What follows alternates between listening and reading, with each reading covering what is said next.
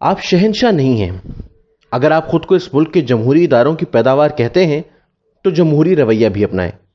आलमगीर औरंगजेब का नाम सुना है, आज देख भी रहे हैं।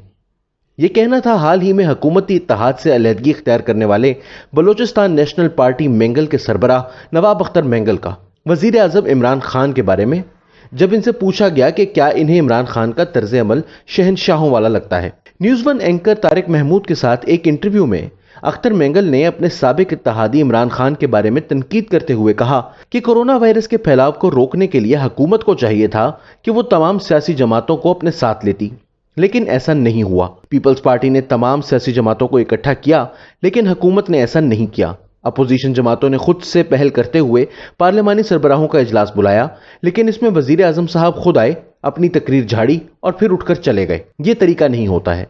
आप कोई शहंशाह नहीं हैं। अगर आप खुद को इस मुल्क के जमहूरी इदारों की पैदावार कहते हैं तो फिर अपना तर्ज अमल भी जमहूरी बनाएं। हुकूमती इत्तेहाद से अपनी अलहदगी के बारे में बात करते हुए सरदार अख्तर मेंगल ने कहा कि हुकूमत ने उनसे जो वादे किए थे उनमें से सबसे अहम गुमशुदा अफराद की बाजियाबी का था, लेकिन हुकूमत ने इस सिलसिले में कोई इकदाम नहीं उठाए। प्रोग्राम में बात करते हुए उन्होंने रियासती इदारों पर भी तनकीद की।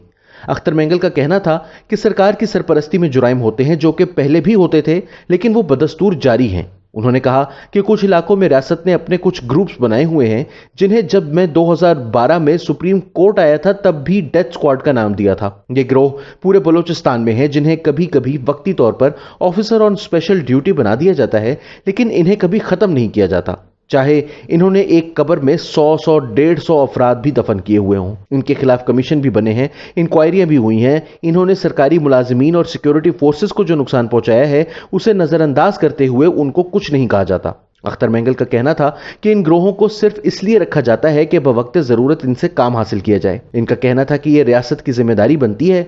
अगर रियासत समझती है कि ऐसे लोगों को आगे लाकर वो बलूचिस्तान में अमन व अमान लाएंगे तो ऐसा नहीं होगा। वो नफरत फैला रहे हैं। इन लोगों को कोई नहीं जानता, इनकी हैसियत से हर कोई वाकिफ है, लेकिन जो कंधा वो इस्तेमाल कर रहे हैं इससे जाहिर है कि वो रियासत का कंधा इस्तेमाल कर रहे हैं। साबिक वजीर आला बलूचिस्तान का कहना था कि जब इस तरह की कार्रवाइयों के लिए रियासत का कंधा इस्तेमाल होता है तो लोगों की नफरत इन जुराइम पेशा अफराद से ज्यादा रियासत का रुख करती है जिसका कंधा इस्तेमाल हो रहा होता है, क्योंकि वो रियासत का नाम इस्तेमाल करते हैं। इनकी जेबों में रियासत के कार्ड रखे हुए हैं। उन्होंने अपनी गाड़ियों पर सब्ज हलाली परचम लगाया हुआ है, तो जब भी वो किसी को उठाकर ले जाते हैं या अगवा बराए तावान की रकम वसूल करते हैं तो पाकिस्तान के झंडे तले करते हैं। इससे कबल अख्तर मेंगल ने कौमी असम्बली में तकरीर के दौरान भी कहा था कि पाकिस्तान का झंडा लगाकर कुछ भी कर लो, सब जायज हो जाता है।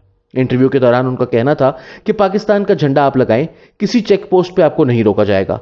पाकिस्तान का झंडा लगाकर आप किसी का कत्ल करके वापस आ जाएं, रास्ते में आपको कोई नहीं रोकेगा। पाकिस्तान का झंडा कोई लाइसेंस टू किल नहीं है। यह झंडा आपने इसलिए बनाया हुआ है कि यह लोगों को इकट्ठा करे, अमन व अमान लाए।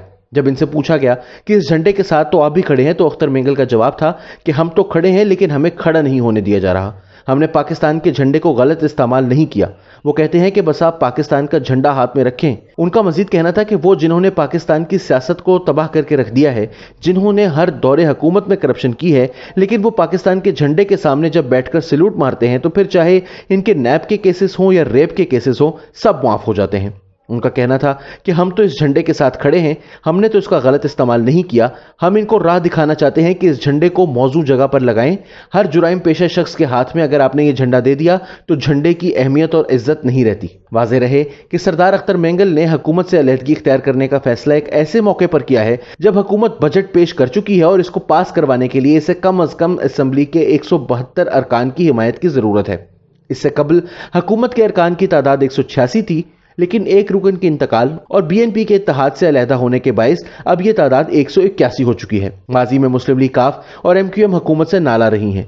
नया दौर से मुंसलिक सीनियर सहाफ़ी मुर्तज़ा सुलंगी का कहना है कि ये दोनों जमातें या सिंध के जीडीए जैसे इत्तेहाद एक सब्ज बत्ती के मुंतज़िर हैं। जो ही इन्हें वो बत्ती सब्ज नजर आई, यह हुकूमत गिर जाएगी, लेकिन ये तजर्बाकार लोग हैं, पीली लाइट पर रोड क्रॉस नहीं करेंगे।